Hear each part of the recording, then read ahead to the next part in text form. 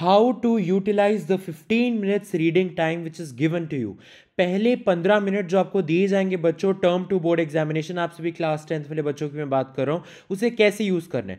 सो ये वीडियो बनने वाली है आपके पहले एग्जाम के लिए, दैट इज इंग्लिश। ये इंग्लिश के लिए मैं आपको बताने वाला हूं। जी हाँ, इंग्लिश लैंग्वेज एंड लिटरेचर, जिसका पेपर 27 अप्रैल को होने वाला है, वेंसडे को 10:30 to 12:30। लेकिन आप सभी जानते हैं ये बात कि 10:30 तो जो पेपर आपका लिखने वाला शुरू होगा, लेकिन 10:30 से पहले आपको 15 मिनट दिए जाएंगे। तो उन 15 मिनट को आपने कैसे यूज करना है, कैसे यूटिलाइज करना है और कैसे उन 15 मिनट्स रीडिंग टाइम को अपनी पावर बनानी है, वो मैं इस वीडियो में आपको पूरी तरह से अच्छे तरीके से एक्सप्लेन करने करूंगा। मैंने आपके लिए कुछ नोट्स एंड पॉइंटर्स भी बताए हैं जो आपकी काफी ज्यादा हेल्प करेंगे, एंड अगर आप इसे फॉलो करेंगे तो it can really benefit you. तो वीडियो को पूरा एंड तक जरूर देखना, एंड चैनल पे नया हो तो जल्दी सब्सक्राइब कर देना, बिकॉज आगे आने वाले जितने भी आपके एग्जाम्स हैं उनके लिए भी ये 15 मिनट स्ट्रैटेजी आने वाली है इसी चैनल पे। So let's get started with this one, but before starting I request you to again please subscribe, like and share this video.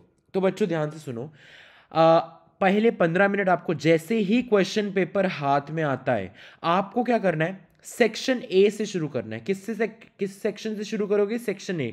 वो क्यों? सेक्शन ए क्या है? रीडिंग सेक्शन है, जिसके अंदर आपको बेसिकली दो क्वेश्चंस में डिवाइडेड है, question number 1, question number 2। Question number 1 जो आपके स्कूल्स में छोटे होते से करते आ रहे हो, comprehension type question, right. And question number 2 is something analytical type, कुछ फिगर्स, पाई चार्ट्स वगैरह से आपको पढ़ के आंसर करने हैं ना। तो ये 10 मार्क्स का पूरा ये सेक्शन ए है। यानी जो पहला क्वेश्चन है, क्वेश्चन नंबर 1, वो 5 मार्क्स का है, and question number 2 again 5 marks का होने वाला है। अब मैं क्वेश्चन नंबर 1 की बात करूं, अगर आप ये सारा जो एनालिसिस डेटा वगैरह मैंने यहां पे लिखा है, ये जो आपका ऑफिशियल सैंपल पेपर है उसी से लिखा है, ऑफिशियली है, ये बिल्कुल सही है, आप इस पे विश्वास कर सकते हो।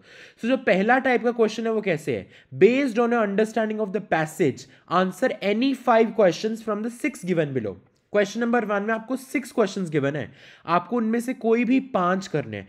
तो रीडिंग टाइम में आपका ये फोकस हो जाना चाहिए कि जो पहला ही क्वेश्चन है उसके अंदर जो 6 सब पार्ट्स पूछे गए हैं, उन 6 सब पार्ट्स में से 5 को सिलेक्ट करना, और सिलेक्ट करने के बाद अपनी पेंसिल से छोटा सा टिक लगा दो क्वेश्चन पेपर के अंदर ही, ताकि जब आंसर आप लिख रहे हो उन सब्जेक्टिव हॉरिजॉन्टल आंसर शीट्स के ऊपर, तो आपको ये पता रहे कि वो कौन से 5 क्वेश्चन है जो आपने करने हैं। छठे वाली की तरफ तो सोचना भी नहीं, उतना तो राइटिंग में आपको टाइम वेस्ट करना ही नहीं है। आपको रीडिंग टाइम का यही तो फायदा, आपको पहले ही सिलेक्ट कर लेने अपने 5 क्वेश्चंस, ठीक है। तो पैरा रीड करने से पहले ना मैं आपको ये कहूंगा, एक बार ना क्वेश्चंस रीड कर लो जो आस्क्ड हैं एज सब parts from question number 1। And question read करते हुए ना ये टिप्स जरा ध्यान में रखो। हालांकि क्वेश्चन रीड करो, साइमल्टेनियसली पैरा भी दे पढ़ते रहो कि भी ठीक है इससे रिलेटेड आंसर आपको इन लाइंस में मिलेगा, लेकिन क्वेश्चंस आप कौन सा सॉल्व करोगे उस रीडिंग टाइम में, ये टिप्स फॉलो करो। क्या है टिप्स? देखो, generally prefer the following type of questions.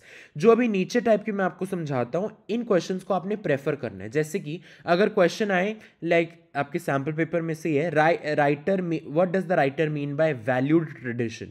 अगर आपको कुछ ऐसे क्वेश्चंस है ना जिसके अंदर आपको एक्सप्लेन करना है, और उस स्टेटमेंट के अंदर आपको दिख रहे हैं 2 पॉइंट्स है, और इन 2 को अलग अलग वे से मैं, बिकॉज देखो अभी मैंने ऊपर आपको दिखाया 5 क्वेश्चंस हैं और एक क्वेश्चन 1 मार्क का है, ठीक है। तो generally go for those questions जिसके अंदर आप 2 सॉलिड पॉइंट्स दे सकते हो, because 1 mark can be split up into half and half. आप समझ रहे हो? अगर आप ऐसे क्वेश्चंस की ओर जाओगे जहां पे आप 2 सॉलिड पॉइंट्स एक्सप्लेन कर सकते हो, तो टीचर अगर 2 पॉइंट आपके सॉलिड देखेगा, आपको पैराग्राफ फॉर्म में लिखना, ऑब्वियसली इंग्लिश में हम पॉइंटर्स में नहीं लिखते हैं, हम पैरा में लिखते हैं, तो वो लेकिन वो एग्जामिनर समझेगा कि अच्छा इसने 2 सॉलिड पॉइंट्स कहीं ना कहीं रिफ्लेक्ट हो रहे हैं इसके आंसर में, so half and half gives you full 1 mark. अब देखो ऐसा question, what does the writer mean by valued tradition, इसके अंदर 2 चीजें हमें दिख रही है कि आर्टिसंस को वैल्यू क्यों किया जाता है, एंड आर्टिसंस कैसे एक ट्रेडिशन फॉर्म करते हैं। तो अगर आप इन दोनों वर्ड्स को एक्सप्लेन करते हो तो आपके पास 2 सॉलिड पॉइंट जनरेट हो गए ना। वही यहां पे लिखा है, you have to clear the meaning of those 2 words valued and tradition, so 0.5 marks each. ऐसे क्वेश्चंस को ढूंढो, बिकॉज ऐसे में मार्क्स लेना आसान होता है, ठीक है। अच्छा, ये वाले क्वेश्चंस प्लीज मत छोड़ना अगर ऐसा कोई आता है। Replacing the underlined phrase with the word that means the same from the lines given. ठीक है, इसका मतलब क्या है? इसका मतलब है जो हम बचपन में स्कूल में भी पूछते होते हैं ना, सिनोनिम्स लिखने हैं आपने। Find the word as same as, जो अंडरलाइन आपके लिए इतना आसान है, आपको अंडरलाइन फ्रेज की जगह एक सिनोनिम वर्ड लिखना है और फिर उसी सेंटेंस को वापस देखो। मैं ये नहीं कहता हर बार ही नहीं आसान होता सिनोनिम ढूंढना। अगर आपको नहीं पता लग रहा, थोड़ी डिफिकल्टी हो रही है, या आपको पहले से उस बिल्कुल इंग्लिश का वो वर्ड आपने सुना नहीं, मीनिंग पता नहीं, छोड़ दो, मत करो, गो ऑन फॉर अनदर। लेकिन अगर आप ढूंढ पाते हो, और देखो आपके लिए आसान भी कर दिया इन्होंने, इन्होंने आपको वो जगह भी बता दी कि इन्हीं लाइंस के बीच में वो वर्ड है जिसको आपने रिप्लेस करना है, और आप एक बार आपको वर्ड पता लग गया तो आपको पूरा सेंटेंस वापस लिखना है, बस वो उस अंडरलाइन फ्रेज की जगह वो सिनोनिम वाला वर्ड लिख देना है, आपको पूरा 1 नंबर मिल रहा है। तो ऐसे क्वेश्चंस ईजी होते हैं ना, तो you should go for it. लेकिन again I am saying, English नहीं अच्छी है, नहीं वर्ड समझ आ रहा, please do not go for this, because word ही गलत हो गया तो पूरा 1 नंबर जाएगा। लेकिन इसके अलावा अगर कोई सब्जेक्टिव और क्वेश्चन है जिसके अंदर आप अपने हिसाब से आंसर्स लिख सकते हो, क्या पता उसमें आपको आधा नंबर मिल जाए। सो 0 से अच्छा आधा ले लो ना। तो सिनोनिम अगर नहीं समझ में आ रहा क्या होता है होगा, तो वर्ड सेम एज नहीं पता लग रहा, तो लीव इट। सेकेंड टाइप के क्वेश्चंस जो आपको करने चाहिए, स्टेट एनी 2 रीजंस। मतलब क्वेश्चन में ही बोल दिया 2 रीजंस बताओ। अब 2 रीजंस बताओ तो साफ साफ आपको पता लग रहा है ना, आपको 2 पॉइंट्स बताने, और 2 पॉइंट्स का मतलब हाफ हाफ ईच। तो क्वांटिटी देखो, समझ रहे हो? In these type of questions marks gate split up, marks split हो जाते हैं। 0.5 मार्क्स फॉर 1 रीजन। तो 2 रीजंस पूछे हैं तो 1 फुल मार्क आपको मिल जाएगा अगर आपके दोनों रीजंस करेक्ट हुए, है ना?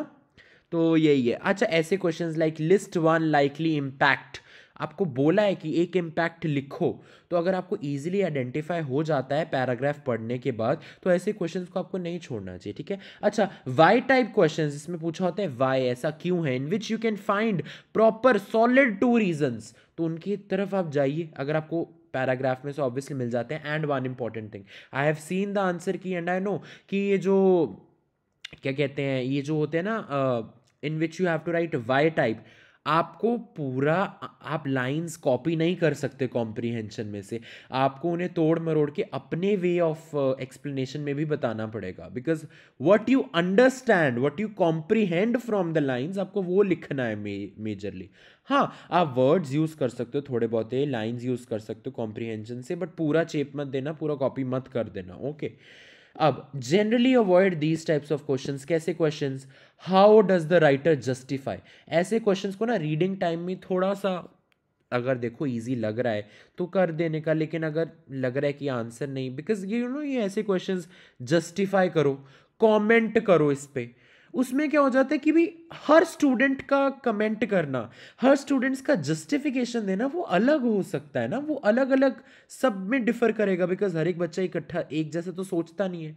In these quality of answer matters, and examiner जब मार्क्स देगा तो हर एक स्टूडेंट को अलग तरह का देगा ना, बिकॉज जस्टिफिकेशन में, कमेंट में बच्चा अपने वैल्यूज अपने इमोशंस भी लिख देता है, कभी कभी अलग तरह से प्रेजेंट करता है अपने आंसर को। सो ये नहीं होता कि फिक्स्ड है। अब जैसे देखो, स्टेट एनी 2 रीजन, इसमें तो पक्का पता ही है ना कि इस क्वेश्चन का आंसर में 2 रीजंस वो यही होंगे जो पैराग्राफ में है। तो ऐसे क्वेश्चन में सभी को 2 1 पूरा नंबर मिल जाएगा अगर सबने करेक्ट रीजंस लिखे।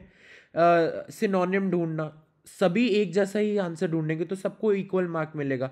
लेकिन ऐसे जस्टिफिकेशन, कमेंट करने में, ऐसे में ना सबके अलग अलग मार्क्स हो सकते हैं। तो जनरली इसीलिए मैंने आपकी टिप लिखी है, ऑलवेज गो फॉर क्वांटिटी, जिसके अंदर आपको ज़्यादा वैल्यू पॉइंट्स मिल रहे हैं पैराग्राफ को पढ़कर, तो वो ज़्यादा प्रेफर कीजिए। बिकॉज क्वांटिटी में क्या होता है, मार्क्स स्प्लिट अप हो जाते हैं, बिकॉज एग्जामिनर देखते हैं अच्छा इतने सारे वैल्यू पॉइंट्स है, चल थोड़े तो दे दो मार्क्स, है ना? And in that 15 minutes first of all select those easy kill 5 questions. जैसे कि पहले क्वेश्चन में है 6 क्वेश्चंस दिए जाएंगे, आपको कोई भी 5 करने हैं, तो पहले ही सिलेक्ट कर लो, टिक कर लो, और इन टिप्स को प्लीज याद रखो। एंड क्वेश्चन नंबर 2 क्या है? क्वेश्चन नंबर 2 एक केस स्टडी आपको दी जाएगी। अगेन इसमें भी आपको 6 क्वेश्चंस दिए जाएंगे, आपको कोई 5 करने हैं, और वो एक एक क्वेश्चन एक ही नंबर का है। Again you should follow the tips, ठीक है? अब कंक्लूजन क्या हुआ? कंक्लूजन ये हुआ कि 15 मिनट रीडिंग टाइम में आपको टिक मार्क कर लेना है वो 5 क्वेश्चंस क्वेश्चन नंबर 1 के लिए भी, एंड वो 5 क्वेश्चंस क्वेश्चन नंबर 2 के लिए भी जो आपको करने हैं, ताकि राइटिंग यानी आंसर लिखते टाइम आप ये ना तब वेस्ट करो अपना टाइम कि अच्छा ये छठा वाला भी तो नहीं, तो एक बार पढ़ लूँ, देखूँ इसका आंसर तो नहीं मुझे मिल जाता। ये अपना रीडिंग टाइम में ख़त्म करो, ठीक है। And after deciding the question, like question number 1 के वो 5 क्वेश्चंस, आप फटाफट साइड बाय साइड, मतलब एक एक क्वेश्चन पढ़ रहे हो तो साइड बाय साइड थोड़ा पैरा भी पढ़ लो क्विकली, ताकि विद द पेंसिल एंड थोड़ा मार्क कर लो कि अच्छा इसका यहाँ से आंसर आपको मिल जाएगा, you know, kind of that.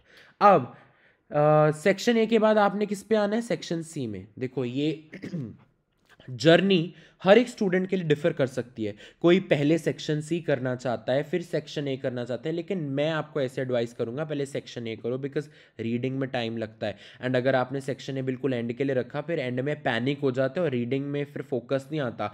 Fresh fresh जब इंग्लिश का पेपर देते हो आप फुल ऑन फोकस्ड होते हो ना, आप क्वेश्चन पेपर देखते हो तो पूरा ध्यान आपका कंसंट्रेशन एक ही जगह हो जाता है, that is comprehension, first 2 questions of reading section, जिससे अच्छा समझ में भी आता है, राइट। तो एंड के लिए रखोगे फिर पैनिक होगा, तो पहले मेरे हिसाब से आपको सेक्शन ए करना चाहिए, फिर सेक्शन सी पे आ जाओ। और सेक्शन सी के भी राइटिंग सेक्शन पे नहीं, ग्रामर सेक्शन पे आओ। पहले क्वेश्चन नंबर 4, जो question number 4 is of editing. Editing quickly अपने माइंड में सॉल्व करो, बहुत ईजी आएगी एडिटिंग।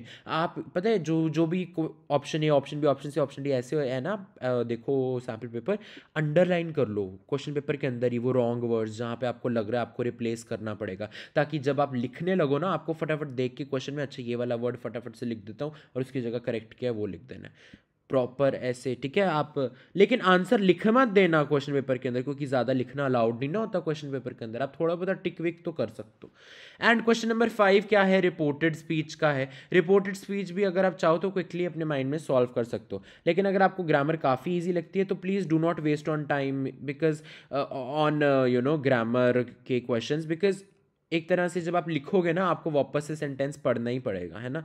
तो ये आप लीव भी कर सकते हो। फिर आप सेक्शन सी पे आ जाओ, लिटरेचर पे। अब लिटरेचर पे क्या है? क्वेश्चन नंबर 6 पे आ जाते हैं। इसके अंदर you have to answer any 6 questions, यानी आपको 7 क्वेश्चंस दिए जाएंगे, आपको कोई भी 6 क्वेश्चंस को सॉल्व करना है, एंड हर एक क्वेश्चन को आपको 30 to 40 वर्ड्स में आंसर करना है। एंड वो 6 क्वेश्चन यानी एक एक क्वेश्चन 2 नंबर का, यानी पूरा सेक्शन 12 मार्क्स का है।